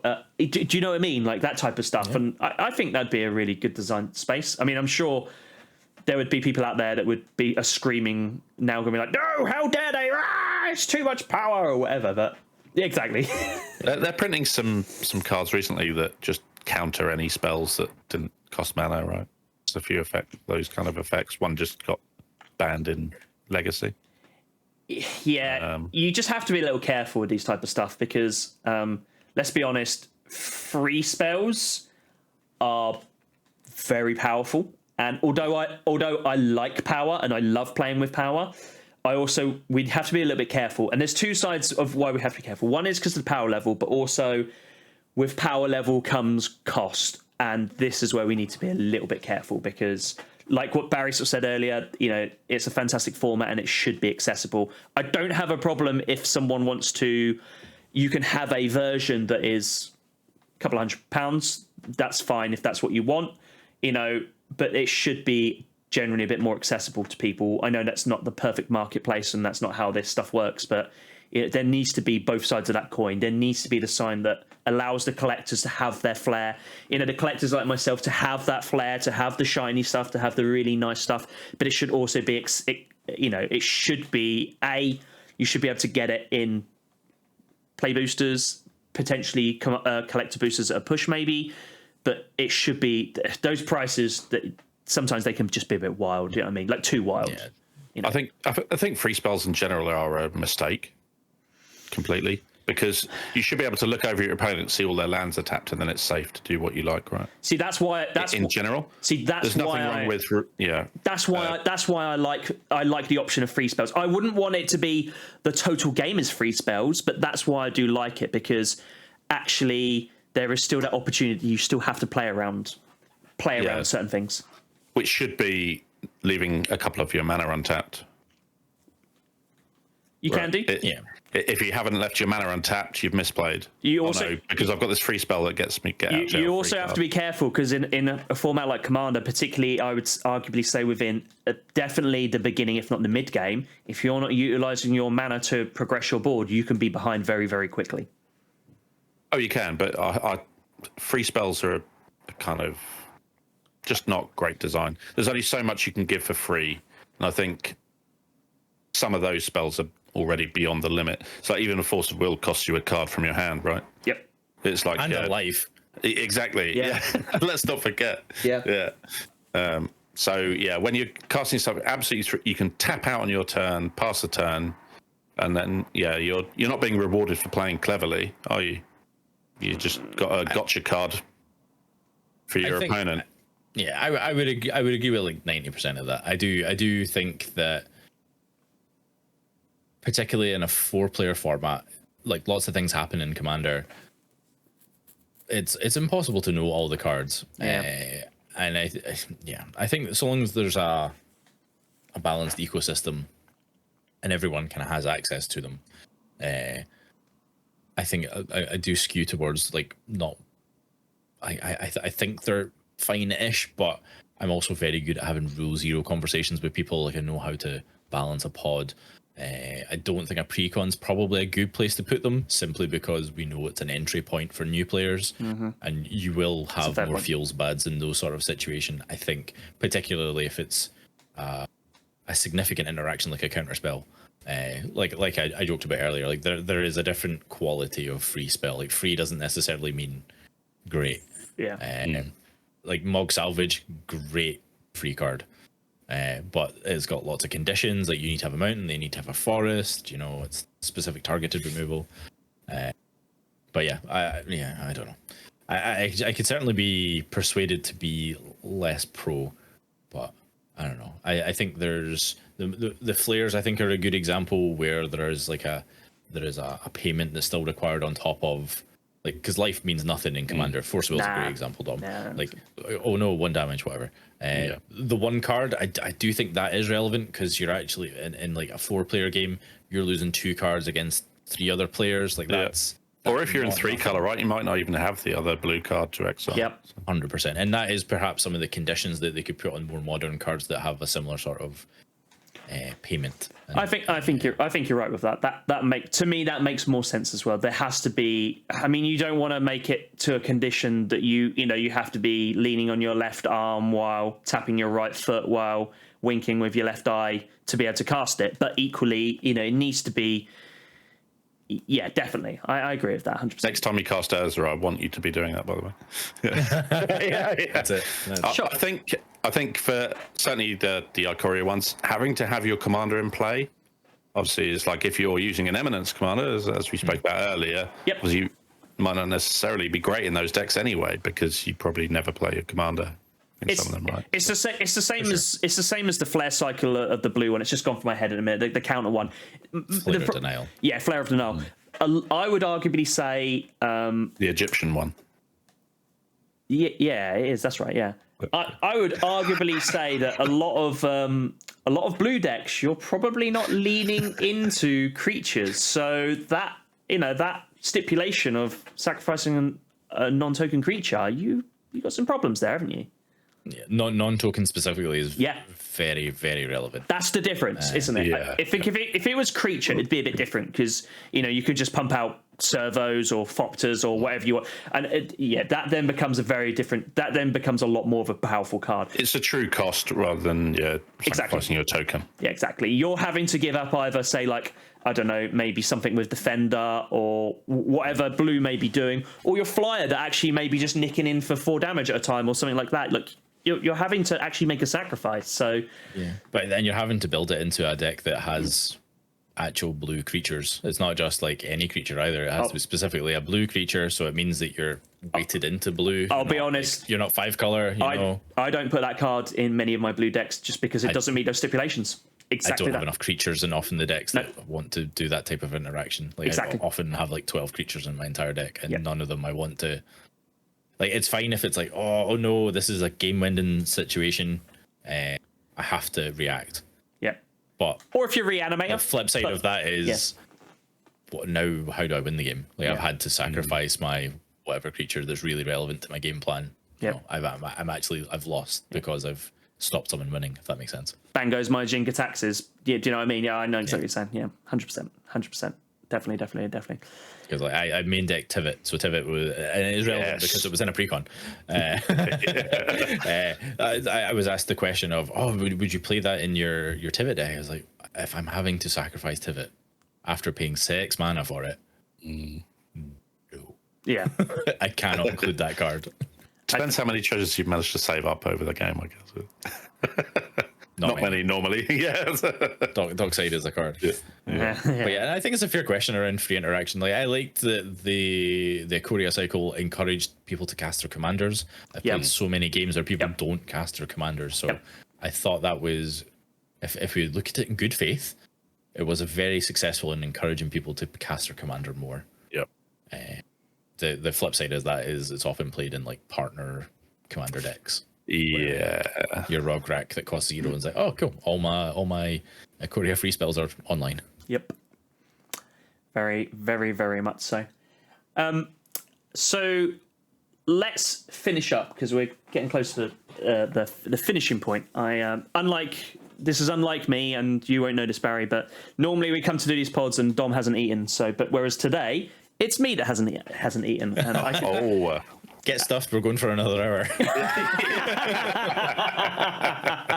Just leave it recording. Me and Dom will have a chat. Don't get me wrong, I am hoping to go get stuffed and eat something very, very soon, that's for sure. Not necessarily in that order. Whoa. Not that type. We're not quite at the watershed yet, lads. No, we're not quite there yet. Maybe give 5 more minutes and we can make those jokes. But So we have skirted around this a couple of times, but let's just touch on to, and I know this doesn't involve Precons, unfortunately, but as you're here, Barry, it'd be rude not to touch on cEDH, because I know you're, like me, you're a big old fan of it. I have my deck within touching distance at all times. I don't know what you're talking about. Yeah, I tend to make sure I've got some sort of protection with me, and that's normally a Sweets.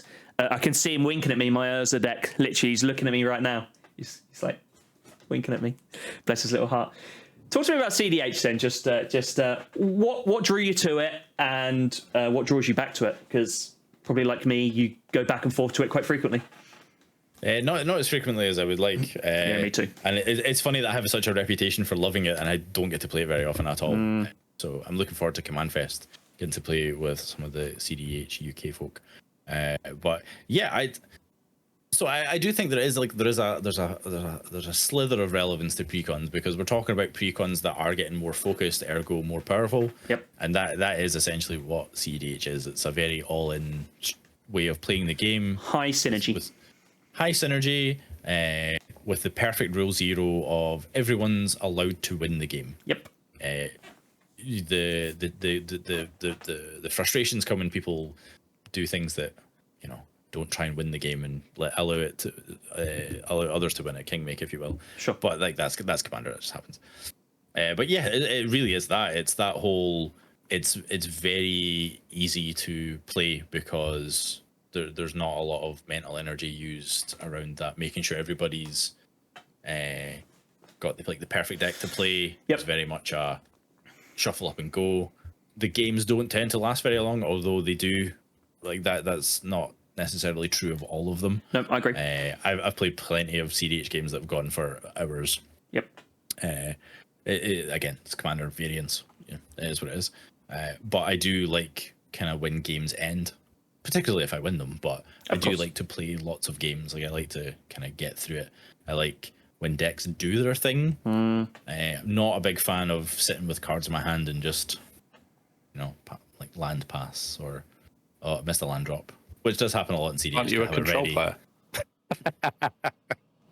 Okay. Mr. Land Pass. Personally, I love it. I'm a land pass. No, that's fair. You got me. All right. But yeah, like I don't know. It's just I like playing with powerful cards. Like truly, like I think there is a social stigma around playing certain types of cards, which I think is correct in a lot of scenarios, largely because I don't think people know how to talk about their decks or the types of experiences they want to have. It's the hardest part of the game for me that I've observed is people don't necessarily know how to talk about what their decks do, or they don't know how to communicate the type of experience they want to have. Yep. Because also as humans, you want to say yes, you know, you want to just, let's just play, and then someone's playing mass land destruction and you're just going to have an awful time because you weren't prepared for it. But that is not the case in like cEDH often, although mass land destruction isn't really a thing. No. It's about trying to win the game. So what I'm trying to say with that is, yeah, like it's kind of like the guilt-free way of playing EDH. So you get to play the mean cards because it's under the guise of, well, we're actively trying to end the game. You know, it is the competitive version of the social game. So probably a good distinction to do, like tournament EDH and competitive EDH. That is like a newer sort of distinction that's becoming part of the vernacular as well. But yeah, I don't know. It's just I have the most fun playing powerful spells. I agree with you. I mean, I think the thing is, part of my love of cEDH is like I've said a number of times this pod, I love playing with power. And I'm not actually naturally a competitive person. But the thing I do really like about it is that you sit down in a pod of cEDH and you all know what you're there to do. And like you said, you don't have to have that mental energy of, I'm sure we've all had this, you know, you're looking in your grip and you're like, oh, this, I know what needs to be happened, but if I destroy that Smothering Tithe, he's going to feel so bad because he needs it. But then there's two other people that are sitting there thinking, great, the value he's getting up. Do you see what I mean? You don't have to worry about that. But the other side of cEDH that I really thoroughly enjoy, and I think a lot of people have a misconception over is that yes, they are normally some of the most powerful and most expensive cards, but they are incredibly proxy friendly. I have found them incredibly proxy friendly. So where actually I've heard it before, people I've sat down with and we're just talking, chewing the fat and talking about cEDH or whatever it was. And they will always mention that. And I am always the first person to go, well, actually, my experience has always been they are the most proxy-friendly format I have ever seen, and they're not even apologetic for it. Whereas, say, like we were talking about Legacy earlier, you couldn't take your proxied Legacy deck to go to a Legacy competition because of the rules surrounding tournament play with that. Whereas, say, I'm heading off to Lisbon to the European Championships, and there will be proxies because even in tournament level cEDH, as long as the card is very clearly that's a Tundra or that's a Time Twister or whatever it is, they're down with it. And I love that because then you take that pay to win scenario out of it as well. But equally, if you've got these lovely cards, like, I'm very lucky to have some very beautiful cards and some very expensive cards. And I personally am a believer in they are cards to be played, not sat behind a glass or a brick. That's just my personal opinion. I know some people are different, and that's fine. But it's also a beautiful place to express yourself in that respect. My Urza deck, which I absolutely love. I know you both guys have both seen it. I bling out as much as possible, and yes, there's some very expensive cards in it, and it is an absolute joy to play, and I love it. I absolutely love that deck because it brings everything together, and that's part of the reason why I love cEDH. I can do everything I want to do in one pod, which is to play the most powerful cards in the most beautiful, blinged out way, and I can sit down with other people, and do you know what? Even if their decks is mainly proxied, or even if all the big staple ones are, I don't have a problem with that. I've got literally to the right of me, I've got a pile of some proxy stuff where I was looking to build some powerful stuff. I don't have the money to have loads of Time Twisters knocking around, or because I'm terrible. I'm one of those people. I don't like. Although I do it, I hate sitting there having to swap 5 cards out of one deck to put into another one because I feel like I'm wasting people's times.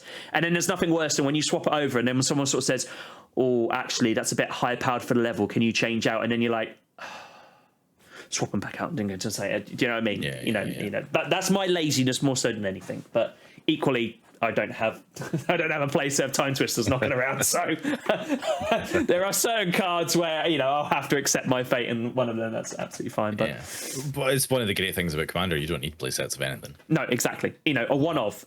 So if you've got that one of card, it's perfect. But I think it's something that I definitely would like to get you into a little bit more of, Dom, because I think I know you've got some high power. I've got my Tivit deck. Yep. Yeah, it's just fun. Yeah, it's just fun taking infinite turns with my time. It's brilliant.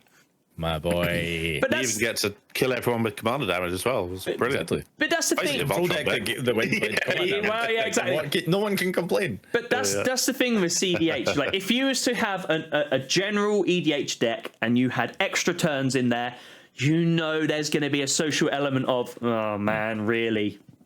Whereas when you take 2 extra turns and can't win, that's the sad part. 100%. Yeah, that is what it is, and that type of stuff, unfortunately. But that's also Commander. Sometimes that happens. Sometimes you just explode. You're explosive out the deck. It's like what we had with Dingus on the streamathon. He was so far ahead because he had an explosive start. Sometimes that just happens. I mean, we were playing high level, but it just happens, doesn't it? Yeah, but it's to your point around like land destruction we talked about. It's like often decks just aren't ready to interact at certain points in the game. Yep. And we touched on free spells as like, well, if you're going to let people do degenerate things on turn 1 and 2, how do you stop them other than? Yep. And free or cheap shots. It was in the context of precons, so that's not going to happen. Certainly not. No. Hopefully in my lifetime, but yeah. But that's also the really cool thing about cEDH, because it does add a competitive layer, because you have to think about your mulligans. You actually have to. Yes. Not only it's not just the case of, do I have the right cards to do the thing that my deck does? Actually, I'm in seat 3, and the two players before me are turbo decks. that want to win on turn 1 or 2. Yes. And I'm like, right, okay, so I actually have to aggressively mulligan, and that's not what Tivit wants to do. It wants to have as many cards as possible because it's a control deck. But I have to make sure that I have to prevent, because they're going to do the naughty thing very early. Yep. Yep. And sometimes it happens, sometimes it doesn't. Yep. I've won. One of my favorite core memory is casting a Geocaster Mage into someone else's Ad Nauseam, and I was in Sans Black. I was in an Is It deck, Kark Sakashima. Yep. And it was the coolest thing I could have done until and thankfully Kark Sakashima's average CMC is very low because it's all cantrips, and that was a good time. But yeah, I don't know. It's, you get to play the naughty cards, and it's, I don't know. I don't think there's a better way to play Commander. I think with strangers. there's a lot I would probably caveat with yeah. strangers. Yeah. It takes the real zero away, doesn't it? Which is often the problem, as you said. But I found it's like in cEDH or even normal Commander, some of the most exciting, happenings are when you've got a full stack. And obviously that happens a lot more in cEDH. So you have those points of pressures like, oh, do I counter this or do I counter what they tutor for? All this kind of 100%. Stuff. Yeah. Yep. Yeah. I've learned so much about that. Like, I love Magic. It deserves all the accolades it gets about being just the best card game, because cEDH taught me so much about the nuances of the game, like the weird wrinkles and how certain things affect in terms of layering and whatnot. And I'm certainly not professing to be an expert on that. I'm really not. But like, when to react, exactly to your point, Dom, like when to sandbag something. Like, I only have one point of interaction and it has to be the perfect moment. Yeah. Yep. Like, there's no sweeter feeling, and for me. Yep. No. But I feel like cEDH, and to your point, Alex, around like more people should try it. I do think more people should play with more powerful things in environments that are conducive of a positive play experience. Often as the trope is, Commander players should play standard or modern or 1v1 to get a kind of the competitive feel of it. And I agree with that statement wholeheartedly. I do think I do as well. People that haven't played the 1v1 variants of the game should do, because it's great fun. And I do think the converse is true of cEDH. I do think people should play with the most powerful things in a deck that knows how to like have them in the deck. You're not just dropping a Gaia's Cradle into your Elves deck. You have that perfect synergy almost. I think when you play with the right people as well. So I know from your community, Chris is just amazing and such an advocate for it, and he does so much for the UK community. I know that he helps host lots of events and things like that, and I know you're probably the same. I've sat down and played a few games with him, and for me, because although I love it, I don't play as much as I'd like to, and I certainly don't protest like yourself to be any expert or an incredible player. I just love playing it, but sitting down with someone like him is perfect, because he will help you navigate through what's going on the board, because his knowledge is so extensive. I love playing with Chris. Like, I absolutely love it, because not only having someone like that at a table is an education, but he's not there teaching you, but it's still educational, and you learn so much more, and you become such a better player by playing with people like that. I haven't played as many games as I'd like to with him, but I'm hoping in Lisbon to play lots with him. But he is an absolute legend and star to play with, and another reason why cEDH is fantastic, because of the amazing community around it. 100%. I've had nothing but positivity from the community that I've interacted with, that's for sure. Yeah, same, and I would love to get a chance to echo that. Like, Chris is the best of us, quite frankly. He represents like what the gathering is to Magic to me. Like, loves the game, wants people to play it. He does so much outside of just playing the game as well. I know he hosts all sorts of stuff. Yeah, he does. He does so much, and actually, the Magic the Gathering could do with more people like that. 100%. Totally agree. And I also know he's probably sitting there blushing like anything, but he deserves it. Deserves everything I've just said there. No, very humble, very, very good person. Yeah. Can't say enough good things about Chris. 100%. And thankfully there are many others like him as well. There are, yeah, very much so. I'm looking forward to meeting more of them, to be honest, particularly over. I would like to do some more of the events next year. I know I'm off to Lichfield a couple of weeks' time, I think it is, or maybe a month. So I'm looking forward to dipping my toe into that, and I'd like to immerse myself into it more next year. That's for sure. That's my plan for next year. Like that was my plan last year for this year, but then there was so many the Magicons, Command Fest. I was exactly got to get on that content creator train. Yeah. I want to go and play lots of cEDH. Like, there's not a lot of opportunity to create content. Well, there would be, but I would much rather just be selfish with my time and just play the game. So we'll see how much of that happens in London at the end of the month. Well, make sure you bring something along. I'll bring something along. I'm sure we can find two others. Oh, there will be some spice. There will be some spice. That's what I like to hear. I'll be passing you on the. I don't know what road goes up to Scotland. What is it? What's the main road? Oh God. M1. Probably M1 from here. Yeah. Probably. Yeah. I'm pretty sure the M1 goes straight up past. I don't know if that goes into Edinburgh or not, actually, but might do. As a recent driver, I have no idea. I haven't driven that far yet. So can be interesting. My electric car. A few fast charger stops on the way. We managed to successfully. So Luke is usually the designated driver in our group, and we managed it to Birmingham and back on electric. So yeah, like there's just recently I drove up to Liverpool and back. It's fine. Yeah, it's fine. It's maybe just one more charge stop on the way, and then I'm there. Yeah, the game of 5%, is that enough? Should I? Yeah. the big gamble. Yeah. Hey, look, that happens in petrol and diesel as well. I had it the other day. My van was flashing me saying, "You've got 5 miles left." I'm like, I think 25. I'm 5 miles away from a petrol station. Start coasting. Yep. Oh yeah, there was plenty of that downhill. You take take it out, you leave it out of gear and all that sort of stuff. Yeah, 100%. Roll on the vehicle set, eh? Yeah, exactly. Yeah. Right, we're going to have to start wrapping this up. I legitimately could sit here and, although I am hungry, I could legitimately sit here and chat to you all night, Barry. I always love conversations and involving you in. But first and foremost, thank you so much for joining us, and thank you for talking about our subjects. It's always nice to have good points of view, and I feel like you who are a good person to talk to about this, and thoroughly enjoyed every second of it. Thank you for coming on, my friend. No, it was lovely to speak to you both. Likewise, love an opportunity to chew the fat.